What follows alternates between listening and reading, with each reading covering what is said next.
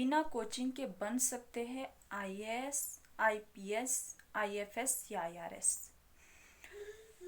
तो मेरे हिसाब से तो जी बिल्कुल बन सकते हैं, क्योंकि कोचिंग जो इंस्टीट्यूट होते हैं वो आपको एक वे बताते हैं, ठीक है, उस पर चलना आपको खुद है, ठीक है।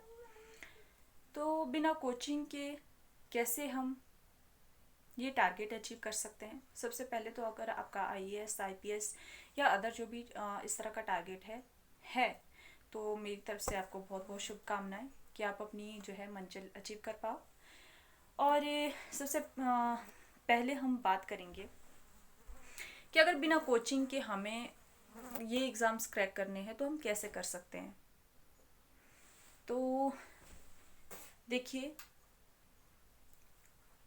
जो कोचिंग संस्थान है वो आपको रास्ता बता रहे हैं ना, रास्ते पर चलना तो आपको खुद है। तो जब आप खुद ही चलना है उस रास्ते पर, तो आप खुद से ही मेहनत क्यों ना करें।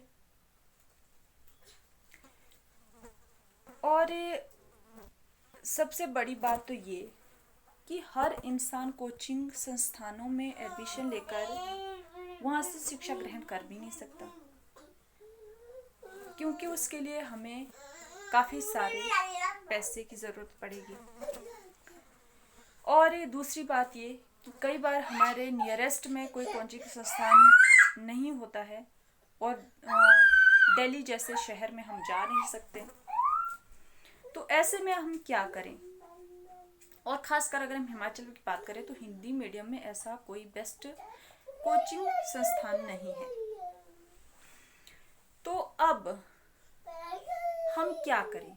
कैसे उन संस्थान, जो भी अच्छे संस्थान हैं, जैसे दिल्ली में अगर हम बात करूं तो दृष्टि IAS, vision IAS Hindi medium के लिए बेस्ट है। तो अब दिल्ली तो जा नहीं सकते, क्लासेस भी नहीं लगा सकते, तो फिर हम कैसे वहाँ से मदद ले सकते हैं? तो आजकल सबसे बड़ा प्लेटफॉर्म है गूगल। आप गूगल पर जाइए, गूगल कीजिए, ठीक है। और दृष्टि आईएएस ने तो इंग्लिश में भी शुरू कर दिया है, विजन आईएएस का भी इंग्लिश में है। दृष्टि आईएएस का पहले नहीं था लेकिन अब उन्होंने शुरू कर दिया है। तो देन आप वहाँ पर सर्च कीजिए और वहाँ पर आपको सिलेबस, पीटी सब कुछ डिटेल में मिल जाएगा, जहाँ से आप ओवरऑल जो है नॉलेज इसकी ले लोगे। जब आपके पास ये नॉलेज है, जब आपको पता है कि आपको क्या पढ़ना है, आपके पास सिलेबस है, सबसे पहले तो सिलेबस को देखिए और सिलेबस को पूरी तरह से रट लीजिए, ठीक है, घुट्टी की तरह पी जाइए। और सिलेबस इस तरह से आपको याद होना चाहिए, जैसे आप अपना नाम बताते हो वैसे आप अपना जो है सिलेबस बता सको, ठीक है, इस कदर आपको याद होना चाहिए। देन जब आपको सिलेबस इस कदर याद है तो आप कुछ भी पढ़ रहे हो, मैगजीन पढ़ रहे हो, बुक पढ़ रहे हो या न्यूज़पेपर पढ़ रहे हो, तो जब आप पढ़ोगे तो जो भी शब्द आएगा आपके सामने तो आप एकदम से रिलेट करोगे कि हाँ ये हमारे जीएस में है, प्रीलिम्स में है, या जीएस में है, कौन से पेपर में है, या हमारे निबंध में काम आ सकता है। किस तरह से हम अपने यूज़ में इसको ला सकते हैं। जब आपके पास इतनी नॉलेज हो जाएगी तो आपको कोचिंग में जाने की ज़रूरत ही नहीं पड़ेगी, ठीक है, क्योंकि आपको नॉलेज है। कोचिंग में क्या होता है, कोचिंग का अगर मैं फ़ायदे की बात करूँ तो कोचिंग में ये होता है कि वहाँ पर आप डेली क्लासेस लगा रहे हो तो आप में एक रेगुलरिटी आ जाती है पढ़ने की, कि आप रेगुलर वो क्लासेस लगा रहे हैं, पढ़ रहे हैं, ठीक है। लेकिन अगर इसी का नेगेटिव पॉइंट भी देखा जाए तो कुछ स्टूडेंट कोचिंग पर ही डिपेंड हो जाते हैं कि कोचिंग हम जब हम हमारी पूरी हो जाएगी हम ये एग्ज़ाम क्रैक कर लेंगे। तो ये सरासर गलत है, क्योंकि कोचिंग ने आपकी क्लासेस लगाया, आपको समझाया, लेकिन जब आपने उसको पढ़ा ही नहीं तो आप कैसे सक्सेस हो सकते हैं। तो सबसे पहला काम तो ये है कि आप अपना सिलेबस जो है पूरी तरह से रट लीजिए, और जब भी आप पढ़ाई करो तो सबसे पहले आपके टेबल पर आपका सिलेबस दिखना चाहिए। और दूसरी बात अगर मैं करूं तो दूसरी बात है क्वेश्चन पेपर। आप प्रीवियस ईयर के क्वेश्चन पेपर ज़रूर देखिए अगर आपका जैसे अभी सपोज करो कि आप ग्रेजुएशन के स्टूडेंट हैं तो आपके पास अभी टाइम है, ठीक है। तो आप प्रीवियस ईयर का क्वेश्चन पेपर डाउनलोड कीजिए, प्रिंट कीजिए और उसको पढ़िए, ठीक है। कम से कम 2 साल के जो है पेपर आप पढ़िए, अगर आपने 3-4 साल बाद पेपर देना है और आपको आपकी ग्रेजुएशन हो चुकी है, आपने 1-1.5 साल बाद एग्ज़ाम देना ही है, तो आप 4-5 साल के क्वेश्चन पेपर डाउनलोड करके उनको अच्छे से पढ़िए। जब आप क्वेश्चन पेपर आपने सिलेबस पढ़ा, फिर आपने क्वेश्चन पेपर पढ़े, तो देन क्वेश्चन पेपर और सिलेबस पढ़ने के बाद आप अपने जो भी आप पढ़ रहे हो आप रिलेट कर पा रहे हो कि हाँ इस तरह के प्रश्न बनते हैं, इस तरह के प्रश्न यूपीएससी पूछती है और इस तरह से घुमावदार प्रश्न हमें आ सकते हैं, तो देन आप जो भी पढ़ोगे उसको रिलेट करोगे, ठीक है। और करंट अफेयर्स की बात करूँ तो करंट अफेयर्स के लिए एक मतलब कि रूटीन बना लीजिए, क्योंकि करंट अफेयर्स मतलब कि बहुत ही इम्पोर्टेंट है, ठीक है। लेकिन करंट अफेयर्स आपको कब से कब तक पढ़ना है? देखिए, अगर आप सपोज करो, मैं फॉर एग्जांपल बता रही हूँ कि आप 2022 में एग्ज़ाम देने वाले हो, ठीक है, तो आप 2021 का करंट पढ़िए, ठीक है। और लास्ट मतलब कि आप स्टार्ट कर सकते हैं सितंबर अक्टूबर 2020 से, यहाँ के करंट अफेयर्स से लेकर आप अपने 2021 का पूरा करंट अफेयर्स कीजिए, ठीक है। और दूसरी बात, अगर मैं मैगज़ीन की बात करूं तो बहुत सारी मैगज़ीन है, कुरुक्षेत्र है, प्रतियोगिता दर्पण है और भी बहुत सारी है। लेकिन प्रतियोगिता दर्पण बहुत ही अच्छी मैगज़ीन है, उसमें अब आपको उसमें आप उसको आप रेगुलर कर सकते हो। जब से आप स्टडी करें, उसको रेगुलर करने का ये फ़ायदा है कि उसमें कुछ इंटरव्यूज आते हैं, तो उससे आपको जो है उसकी अच्छी नॉलेज हो जाएगी। दूसरी बात, उसमें कुछ जीके भी आते हैं। और तीसरी बात ये है कि उसमें कुछ ऐसी मतलब कि कल्चर से रिलेटेड, हिस्ट्री से रिलेटेड कुछ ऐसी बातें होती है जो कई बार हमें बुक्स में नहीं मिल पाती है, तो वो होती है। बाकी जो करंट आता है, ठीक है, देखिए जो आज कुछ घटनाएं करंट है वो कल को हमारी हिस्ट्री हो जाएगी, कुछ ऐसी घटनाएं होती है।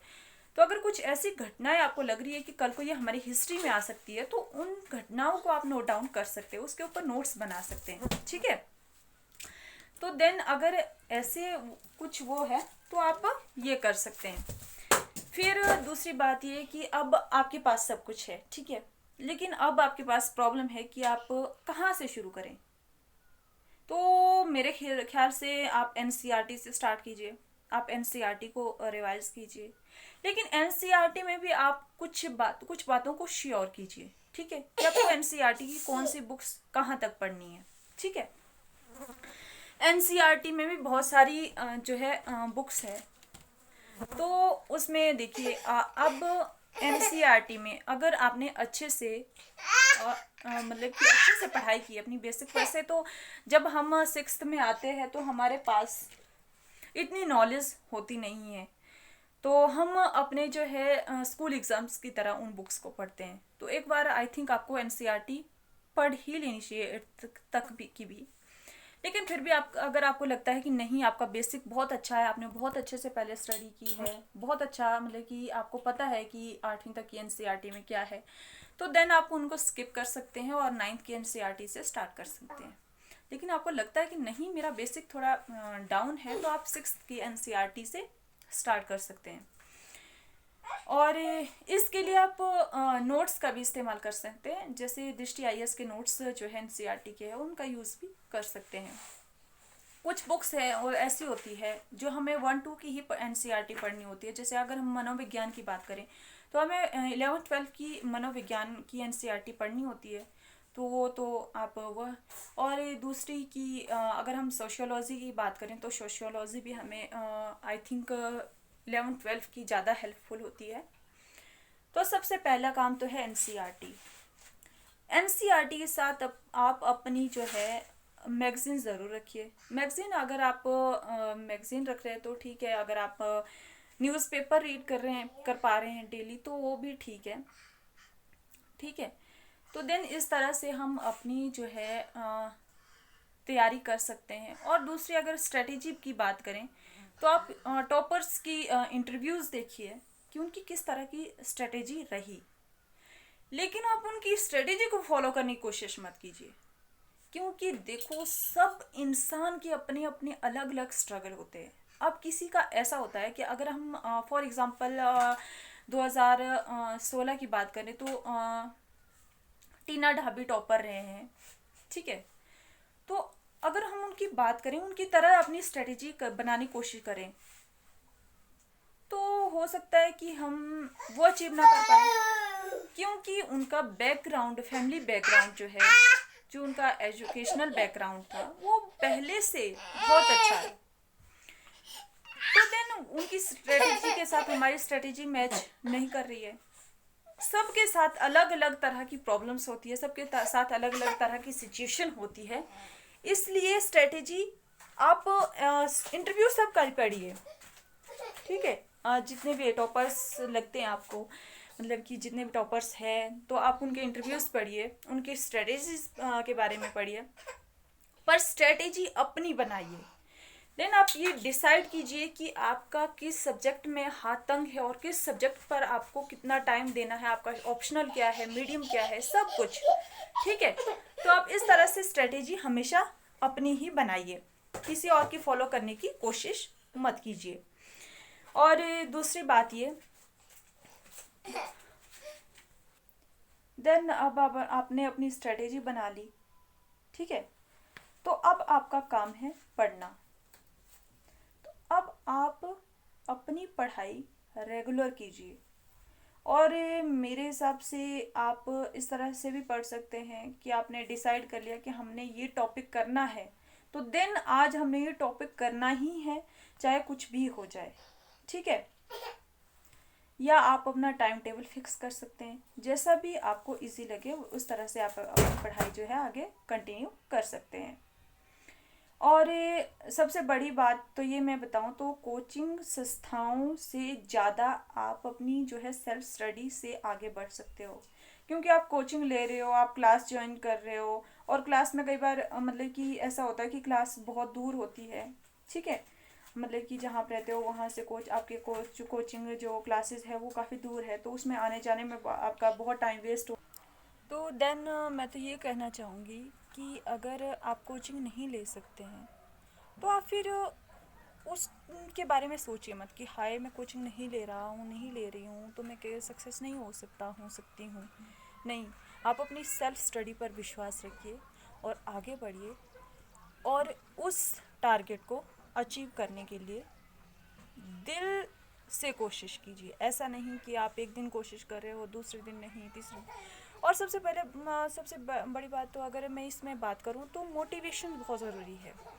और मोटिवेशन के लिए आप अपना जो आप वो आपकी मंजिल क्यों है, क्यों आप आईएएस या आईपीएस या आईएफएस बनना चाहते हैं, उस सवाल का जवाब जब आपको मिल जाएगा ना, तो आप हमेशा मोटिवेटेड रहोगे।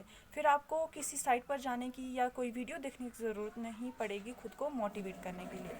अगर बाहर से आपको मतलब कि खुद को मोटिवेट करने के लिए जैसे वीडियो देखनी पड़ रही है या ऐसा कुछ करना पड़ रहा है, तो देन ये है कि वो मोटिवेशन आपका कुछ टाइम के लिए होगा। लेकिन अगर आप अपने अंदर से मोटिवेट हो, तो वो आपका मोटिवेशन परमानेंट होगा। इसलिए हमेशा खुद को अपने अंदर से मोटिवेट रखिए, किसी और तरह से नहीं। तो इसी तरह से जो है यही मैं आप लोगों के साथ मतलब कि शेयर करना चाहती थी कि बिना कोचिंग के भी आप जो है आईएएस, आईपीएस और आईएफएस जैसे टारगेट को अचीव कर सकते हैं। तो बी पॉजिटिव एंड हमेशा पॉजिटिव रहिए। Best of luck. Thank you so much.